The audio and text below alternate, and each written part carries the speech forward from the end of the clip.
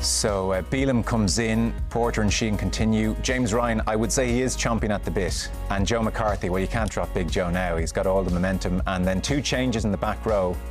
We have Conan, who was very good off the bench last weekend, and Ryan Baird, who we know is such an athlete. And Doris captains the side to boot.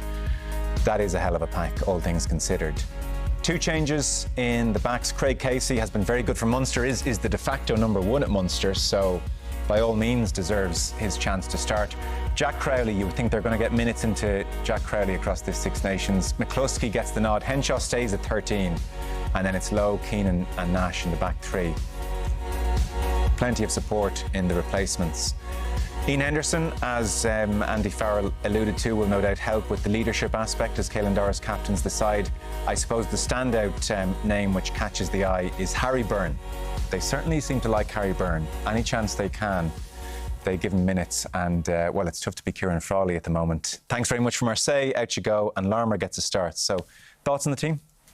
Yeah, I think it's rightfully so that they're rotating it. You know, when you look at the World Cup and you look, I think, for that New Zealand game, Ireland had 1,000 more minutes played compared to New Zealand. And you look, the likes of McCluskey didn't get much game time, you know, and competition drives standards. So when you get an opportunity to play, you know, as he said about Ryan, he wants to get on. He'd been captain and now he has been on the bench, and now he's like, right, well, give me my opportunity.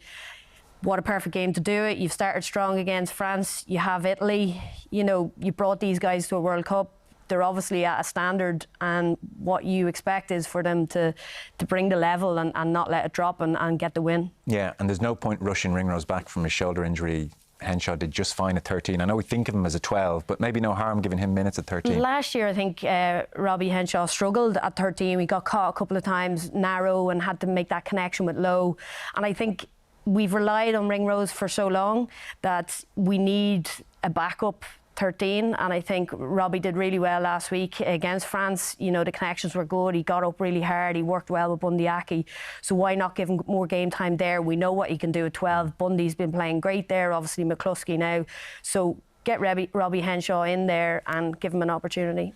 Ian, I guess the 10 jersey always catches your eye. There is certainly a chance that Crowley versus Harry Byrne could be a theme for the next decade. Crowley very much in pole position now, and they're giving him minutes. I suspect that's what a 10 needs, you know, like, don't rest me for the Italy game. I'm just off, you know, one of the great nights of my life. Let me in there. Yeah, exactly. He wants to accumulate not only game time, but also training time. You know, that's where the relationship is built, and the 2 weeks leading into the French game would have been crucial in building the relationship with Gibson Park. Now he's back in with his best mate in Craig Casey, and I'm really looking forward to seeing them play because they know each other. It's telepathic, the communication that the two of them have together.